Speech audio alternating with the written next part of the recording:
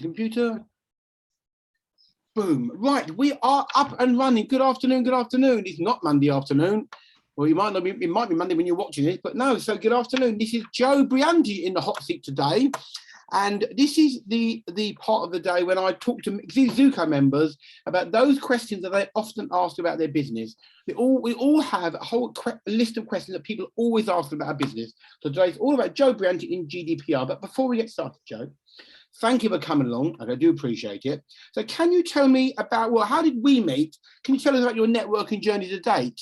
And well, yeah, how did we meet? Tell us about your networking journey, basically. So, do you know, I had to think about where we met, and I couldn't make up my mind whether it was at a networking event at the old W5 Dickens Yard, or whether it was at Fab Women, which was earlier than that, with Caroline Rice in the Hilton. And that's where I think you and I met. It was at one of the Fab Women meetings, I believe. So that's going back quite a long time. Yeah. Well, you remember Fab Networking?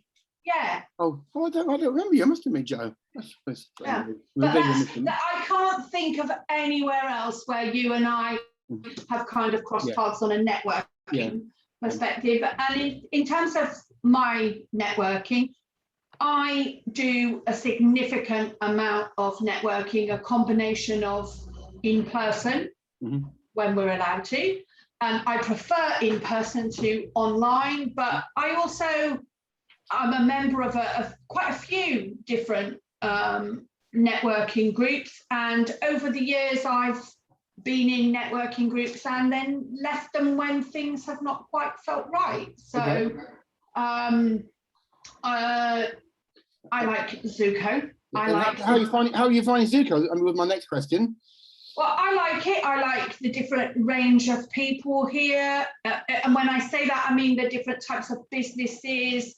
And I love the fact that it's a mix of men and women. I do women only networking, and I think that loses something. So I always prefer to do the mixed networking, I think. No, absolutely good. No, good. I'm just trying to find out. So check the live is in the group working live. That's fine. So any question that comes through, that's fantastic.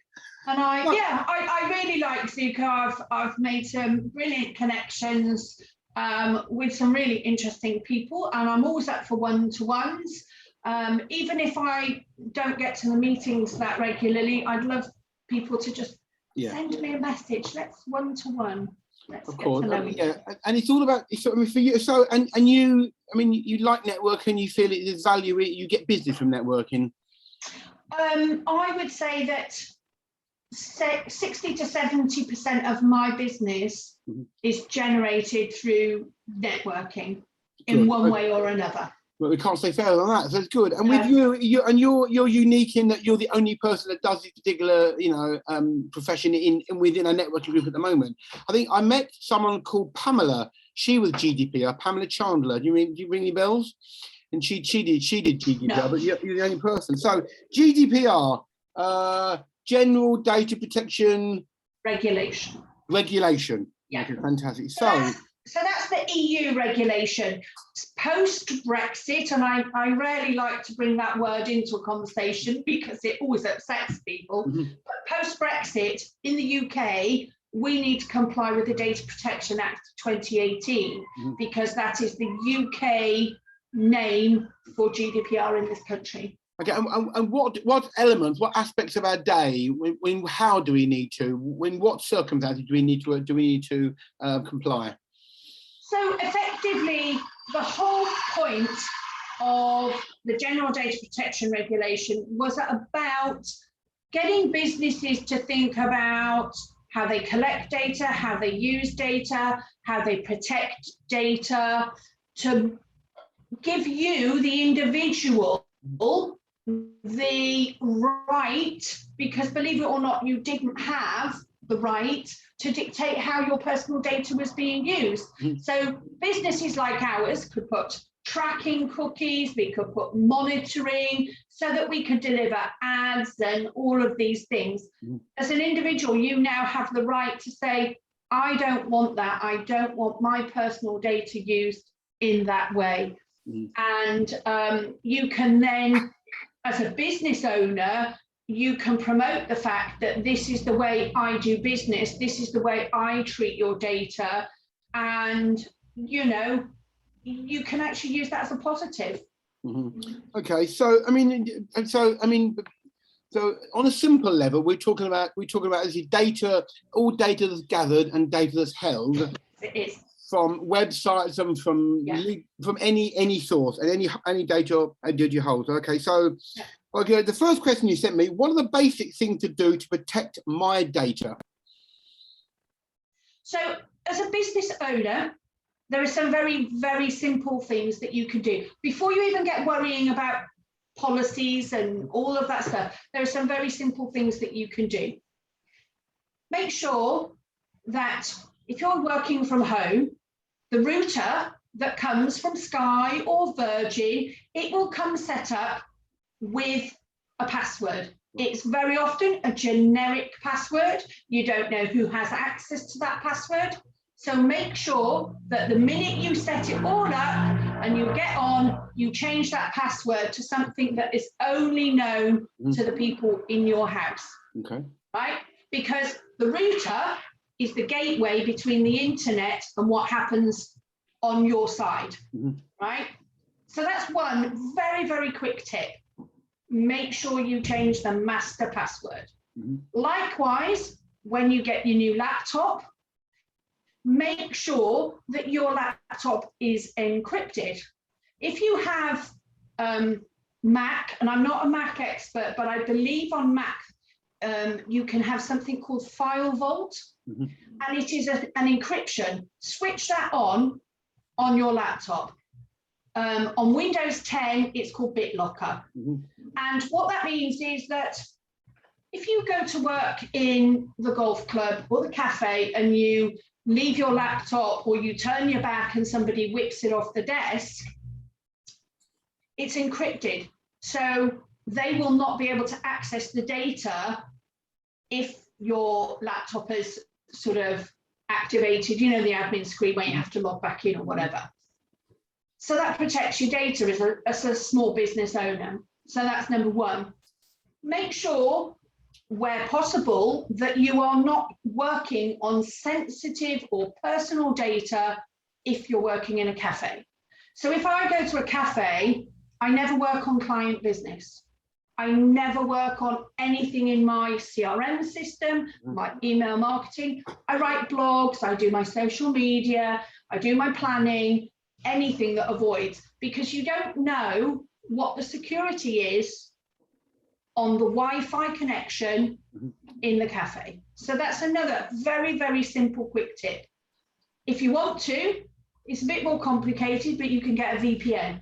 I haven't bothered. All I've said to myself is never work on client tasks outside of my own protected home environment. So those are some really, really quick tips. Encryption, passwords, use a very, very strong password. Please don't use common ones like password 1, 2, 3, 4, 5, 6. They are easy to hack. And don't use the same password for every single piece of software, right? So use something LastPass, Dashlane, 1Password, and create strong passwords. Do not save your passwords into the browser. You know, when you go in and Google or Safari will say, shall we save this? No, don't, because you don't know what the security is. So make sure it's in a password protector. And I'll share a little anecdote here about passwords. I had a client, I went to her office pre-COVID, beautiful array of Post-it notes around her monitor. Everyone had a password and login credentials. So I said to her, we have to get rid of those because anybody could see them. So the next time I went there, she had this beautiful notebook, beautiful brand color, silver word, passwords on the front. And she put everything in there, her bank details, everything. So all I needed to do was take that off the desk, right?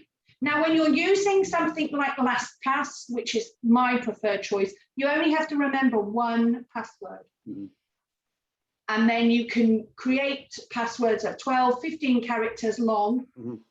One of the tips that I would give you is if it feels too complicated to create the combination of letters and numbers and all of that stuff, use a random passphrase or a series of words. So for example, you may use the word apple underscore cat underscore Zoco.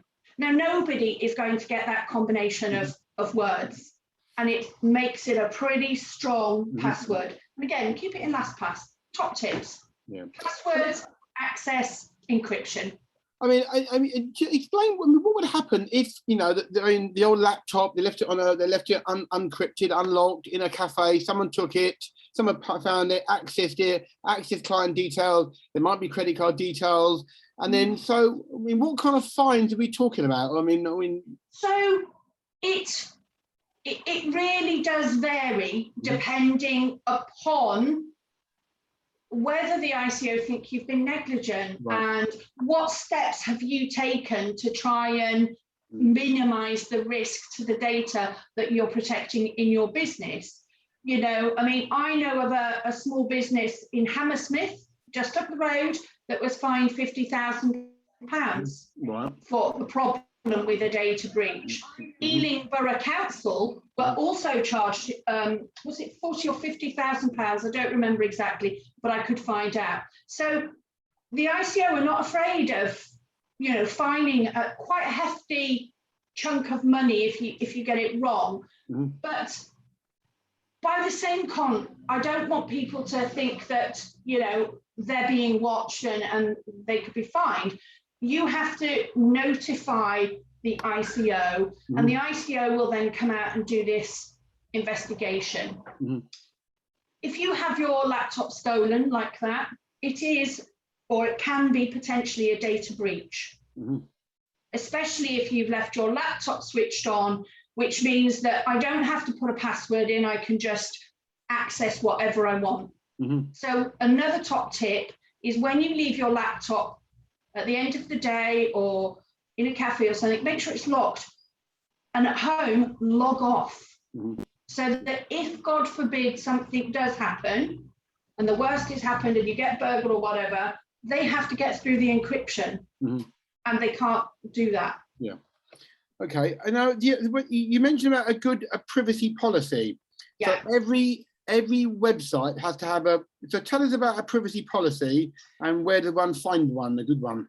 So the purpose of a privacy policy is to tell your audience, not just on the website, you can put it, you know, in your link it in your social media, your email marketing, but essentially it tells people what data you collect, how you collect it, where you store it, how long you store it for, and what do you do with it when you've stopped storing it, okay? And the template that I recommend is on the ICO website, and I'm very happy to share the link with you. Yeah. And the template allows, it gives you some examples, and then it says you fill in, you know, there's chunks where you fill it in to describe what you do in your business, because every business is different. And I would say to people, be very, very careful where you buy your privacy policy templates from if you're buying them off the internet. I spoke to a client who spent quite a lot of money on a privacy policy, and it's absolutely not relevant in the UK because it talks about US law. So you need to get a privacy policy. The FSB offer them. If you're a member, you can get them free from the Legal Hub. A lot of sort of business insurance companies will offer a Legal Hub where you can get a copy. The ICO is a really good one to get one. But make sure above anything else, wherever you get it from, that it is relevant to UK law. because the data protection laws in different countries may be very different to ours. And when it comes to the ICO, you mentioned the ICO, who has to register with the ICO? What type of companies? Every business that manages personal data. And effectively, that's all of us. And it doesn't matter. And what is personal data? Personal data is any piece of information or combination of information that will identify a living being. And it's really important that you understand living, because sadly, once you have passed on, personal data is not relevant anymore. But so it could be combination of name, address, telephone number, email address. It could be a combination of a credit card number with your name and address that then, you know, identifies you. But you could also be descriptive. So if there's a street of 10 houses and you reference the man with red hair in house number 10, well, if there's only 10 houses, it clearly identifies that person. So you have to think carefully about it. And then you've got sensitive personal data. So this is anything to do with health, wellness, fitness. It's to do with finance, children. It's odd because children's data is not classified as sensitive personal data. However, because children are vulnerable, they do need to be treated in a similar way with the same sort of protection as other sort of special category data. Okay, so I mean, so at the moment I only keep name and email address and telephone number. Yeah. So I need to register with the ICO, Yes. don't I? Yeah, you absolutely do. And it doesn't cost much, does it? I know that. Well, it used to be £35 a year, didn't it? You pay, for the first year, you pay £40. If you set it up on direct debit, it will then go to £35. And approximately a month or so before your direct debit is due, they will remind you. And they are chasing up for people to register. So, you know, they can have a look at the, let's say, the limited company register at Companies House and cross-check that to who's registered. And if you're not on there, they will send you an email and say, you do need to register. Yeah. Or, so that's you know, £40 to £35 per year. So yes. did you say, are you going to drop the link below this chat in the Facebook group? Yes, I can do that, and to the ICO privacy policy. Please do that. Jump on the comments underneath his live. Okay, that's lovely. Thank you. Yeah, I will do. All right, so what about next question you got? What are the key things I need to do in my business to be GDPR compliant? Okay, so the first thing is you need to minimize the amount of data that you collect. It needs to be relevant and... It needs to be relevant, but you only need to keep it for a specified purpose. So for example, let's just say that you create a survey form and you take people's name, address, and it's a wellness business and you're taking different pieces of information. Look at the form that you've created and just give it a sense check. Do I actually need to know the height or the weight? Do I need to know whether they're a Miss, Mr. or a Mrs.? Do I need to know their house number, or is it, you know, or do I need their home address if I'm not sending them anything in the post? Those are the kinds of questions you need to think about. So minimize the data that you are collecting. When you've got that data, make sure that you understand what you're doing with it, why you're having it, and do not use it for different purposes. So as an example, if you collect a form for a specific piece of research and you take an email address for that specific piece of email address, you can use that to talk to people and contact them about the research about that form. You cannot, without additional permission, put it into your mailing list and start selling them your new course or your new workshop. Okay, so some very simple things. the key thing I say to people is just be transparent. Yeah. Tell people what you're doing, why you're doing it, how long are you going to do it for. Very simple. I mean, obviously, we all use things like MailChimp and MailerLite. So, I mean, yeah. Can you talk briefly about GDPR using things like MailerLite and MailChimp? Yeah. So,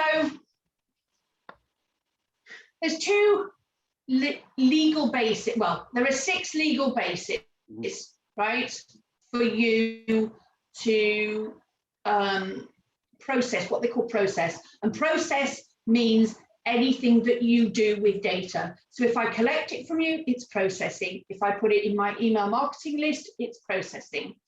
So you have your form on your website, and I sign up and I give you consent, because I've never spoken to you before. I'm not your customer. So therefore you need my consent to market to me via email marketing. If I'm a paid client, a current paid client, you can add me to your mailing list under the legal basis legitimate interest. And the reason there is a legitimate interest is if I'm paying you 20, 30, 50, £100 a month, whatever that looks like, for your services, I'm interested in receiving a good quality newsletter that gives me information, updates, whatever it is. Yeah. You should not be adding somebody to a newsletter when you go to a networking and you give them a business card. I mean, we probably haven't done that for a very long time, but in the world pre-COVID, we all used to go and collect business cards.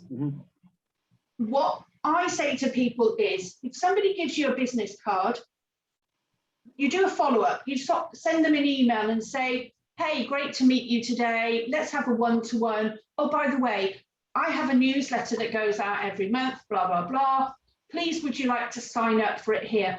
Offer them the opportunity to sign up to the newsletter. They then give consent by filling in that form. But don't assume that you can add that contact sheet, list of names, or the business card into your mailing list without somebody's permission. Okay, you mentioned Brexit earlier.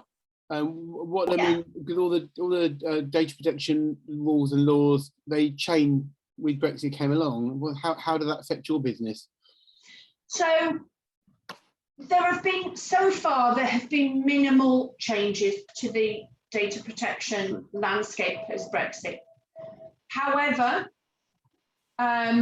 there is an idea being floated that there's some changes going on, and the government are proposing to make some changes to data protection legislation. And they are going to the next G7, which is the 7 global leading countries. So there's France, Germany, the US, UK, I think Japan, and they are going to propose some fundamental changes to data privacy, because GDPR needs an update, it needs a refresh to take into account things like AI and automated decision making, which at the moment it kind of dabbles around the edges but doesn't address how quickly tech is changing. And this is the thing, tech is moving at 100 miles an hour, and the legislation takes a lot longer. They also want to, there's been a lot of complaint about the cookies and the management of cookies. And so they are proposing to eradicate the section of rules around cookies, which basically, what dependent upon how they do that means that any tech company can put any cookie, and it can go back to the bad old days where you were being tracked. Every move you made online was being tracked and put into some giant sort of data warehouse for crunching and all that sort of thing. And not necessarily anonymous either. Yeah. Well, I mean, I think we covered. So there are changes coming. Yeah. I think we covered most things when it comes to GDPR. I really enjoyed that, and I've learned a lot. And I'll get stuck in the ICO. So before we go though, Jo, tell us tell us something about you that we might not know or we might find surprising, Jo. Might find surprising and that you don't know. So I know there's a lot of new members. So I'm a twin parent. I qualified at sort of 17 as a chef. I went to hospitality and catering college, and my big life aspiration was to have a Michelin starred premises, but life happens, and I discovered about, what was I, 20 something, and I had a road accident and discovered that I had a severe deformity that I'd been born with, and that's why I'd had all these problems over the years with problems with my hip. And that had effectively ended my hospitality career, which is how I'd changed and been a redirection. And the other thing that people wouldn't know is that I used to work in a foundry, and I have spent £500,000 in 35 minutes buying metal to go into a giant furnace. Oh wow, okay.